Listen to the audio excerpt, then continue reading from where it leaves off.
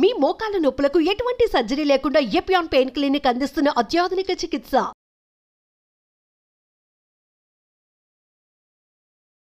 Hi, welcome to healthy talks with Suji. Viewers, మన శరీరంలో అతి శక్తివంతమైన అవయవం ఏది అని అంటే ఏం చెప్తారు? బహుశా మీ అందరికీ గుర్తొచ్చేది గుండె కావచ్చు. బట్ ద లీడర్ ఎవరో తెలుసా? మన బ్రెయిన్. ఎస్, ఇంత చిన్న తలలో ఉన్నటువంటి ఆ బ్రెయిన్ మన భావోద్వేగాల్ని కంట్రోల్ చేస్తుంది, మనం డెసిషన్ తీసుకునేలా చేస్తుంది, మన క్యారెక్టర్ని డిజైన్ చేస్తుంది. అటువంటి అమేజింగ్ బ్రెయిన్ని ఇటీవల కాలంలో ఎంతమంది అనవసరపు పనుల కోసం యూజ్ చేస్తున్నారు, సో దానిపైన ఎంత ప్రెషర్ తీసుకొస్తున్నారో ఒకసారి ఆలోచించుకోవాల్సినటువంటి సమయం ఇది. స్మార్ట్ ఫోన్స్, స్క్రీన్ టైమ్, ఈ డిజిటల్ ప్రపంచం నుంచి మన మెదడుని మనం ఎలా కాపాడుకోవాలి, అలాగే మన మెదడులో ఉన్నటువంటి ఆలోచన శక్తిని ఏ రకంగా మనం పెంపొందించుకోవాలి, ఇప్పుడు వస్తున్నటువంటి ఈ టెక్నాలజీని మన మెదడుకి తగ్గట్టుగా ఎలా ఫర్గా మార్చుకోవాలి, ఈ విషయాలన్నీ ఈ పోడ్కాస్ట్లో మనం ఇవాళ మాట్లాడేద్దాం. మనతో పాటు ఉన్నారు senior neurologist doctor Vemula Srikanth గారు. Hello sir. Hello Sujitha. How are you? I'm good. How are you? Yeah, I'm good. So ఈ మధ్యకాలంలో నిద్రలేమి సమస్యతో బాధపడే వాళ్ళు చాలా ఎక్కువ మంది పెరిగిపోతూ వస్తున్నారు. సో ఈ నిద్ర లేకపోవటం వల్ల ఎలాంటి సైకలాజికల్ ఇష్యూస్ అనేవి ఏర్పడుతూ ఉంటాయి?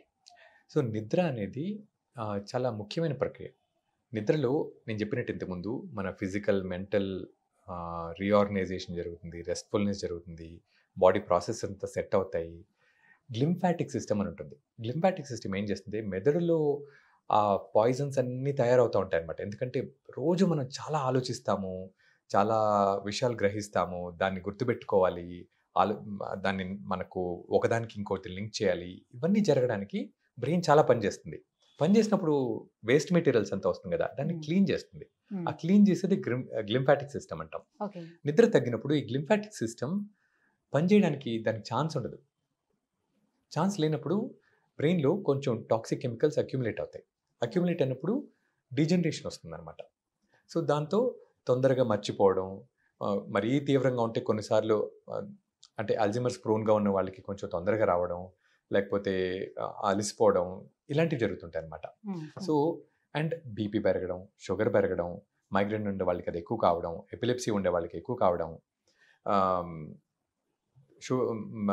క్యాన్సర్ రావడం, ఇవన్నీ జరుగుతుంటాయి నిద్ర సరిగ్గా లేకపోతే. ఎందుకంటే ఇమ్యూన్ సిస్టమ్ కూడా దెబ్బతింటుంది. నిద్రకు ఇమ్యూన్ సిస్టమ్కి సంబంధం ఉంటుంది. నిద్ర లేకపోతే ఇమ్యూన్ సిస్టమ్ కూడా దెబ్బతింటుంది. ఇమ్యూన్ సిస్టమ్ దెబ్బతింటే క్యాన్సర్స్ వచ్చే ఛాన్స్ కూడా ఉంటుంది. అలానే నిద్ర తక్కువైతే వెంటనే వచ్చేస్తుంది, ఒక రిస్క్ ఫ్యాక్టర్ అంతే.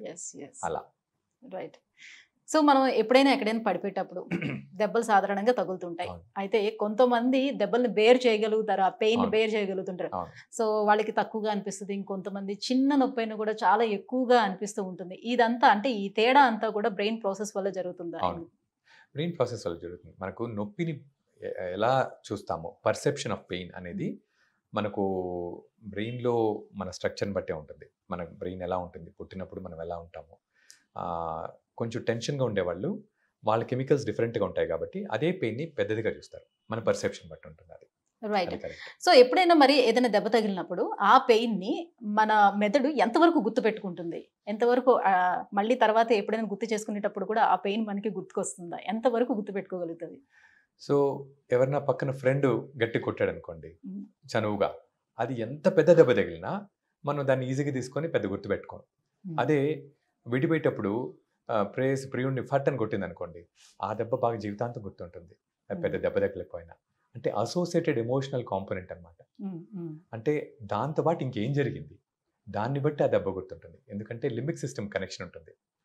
ఆ ఎమోషనల్ కాంపోనెంట్ లింబిక్ సిస్టమ్ చూస్తుంది కాబట్టి ఆ దెబ్బ తగిలినప్పుడు ఎందువల్ల తగిలిందో దానివల్ల ఎక్కువ గుర్తుంటుంది ఆ నొప్పి కంటే. So neuro science of love. So ఈ ప్రేమ అనేది ఈ హార్మోన్ల కలయికనా లేకపోతే మన మానసిక స్థితినా? ప్రేమ అనేది అవసరం. అంటే ఇద్దరు మనుషులు కలవాలంటే అట్రాక్షన్ ఉండాలి. ఎందుకంటే మనకు బేసిక్గా లైఫ్లో కావాల్సింది ఏంటి? సస్టెనెన్స్, ప్రాపగేషన్, అంతే కదా. మనం బతకాలి, కంటిన్యూ అవ్వాలి, మన ప్రోజని కంటిన్యూ అవ్వాలి. ప్రోజని కంటిన్యూ అవ్వాలంటే అట్రాక్షన్ ఉండాలి. ఎందుకంటే ఒక మేల్ ఫీమేల్ దగ్గర కావాలంటే అట్రాక్షన్ లేకపోతే రారు కదా. అట్రాక్షన్ ఉండాలి. దానికోసం అనేది ఇన్బిల్ట్ ఆ ప్రక్రియ ప్రేమ. సో ప్రేమ లేకుండా difficult for two people to stay together కదా, అందుకని ఉండాలి. సో అది రకరకాల కెమికల్స్ ద్వారా మనకది సాధ్యం అవుతుంది అనమాట. అందరిని ప్రేమించలేం. కొన్ని రకాల కంటే వాళ్ళు చేసిన కొన్ని వాళ్ళకున్న కొన్ని హ్యాబిట్స్ ఉండొచ్చు, వాళ్ళు మాట్లాడే తీరు ఉండొచ్చు, వాళ్ళ లుక్స్ ఒకే సపోజ్ ఒకళ్ళు ఒకలాగా ఉన్నారనుకోండి, ఒకళ్ళకి నచ్చుతుంది, ఒకళ్ళకి నచ్చదు. అది ఆ బ్రెయిన్లో వాళ్ళని ఎలా పర్సీవ్ చేస్తారో దాన్ని బట్టి ఉంటుంది అనమాట. ఆ కెమికల్స్ కొందరిని అలాంటి వాళ్ళని చూస్తే రిలీజ్ అవుతుంది, కొందరికి రిలీజ్ కాదు.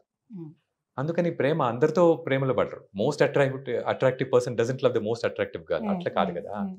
సో ఆ మనిషి ఎందుకు నచ్చుతారంటే వాళ్ళ బ్రెయిన్లో ఏ టైప్ ఆఫ్ కెమికల్ ఆ లుక్ వల్ల రిలీజ్ అవుతుంది, వాళ్ళు మాట్లాడే దాని వల్ల రిలీజ్ అవుతుంది ఉంటుంది అనమాట.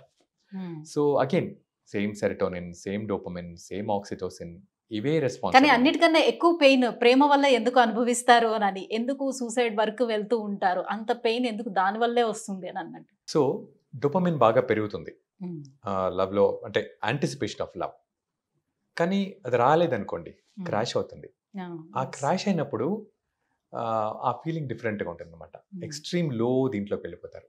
దాంతోపాటు సెరటోనిన్ కూడా లో అయినప్పుడు ఆ తోడయ్యి వాళ్ళకు ఆ జరిగే ప్రక్రియల వల్ల ఎక్స్ట్రీమ్ ఎమోషన్స్కి లోన్ అవుతారు అనమాట. సో అందుకని again complex interaction of all these chemicals. Right.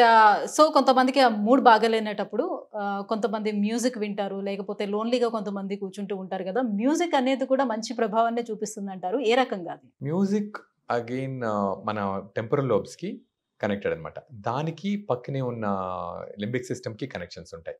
So ఆ లయబద్ధంగా వచ్చే మ్యూజిక్ వల్ల మనలోని కొన్ని బ్రెయిన్లో భాగాలు స్టిమ్యులేట్ అయ్యి దానివల్ల రిలీజ్ అయ్యే కెమికల్స్ మనల్ని మేక్ us ఫీల్ హ్యాపీ.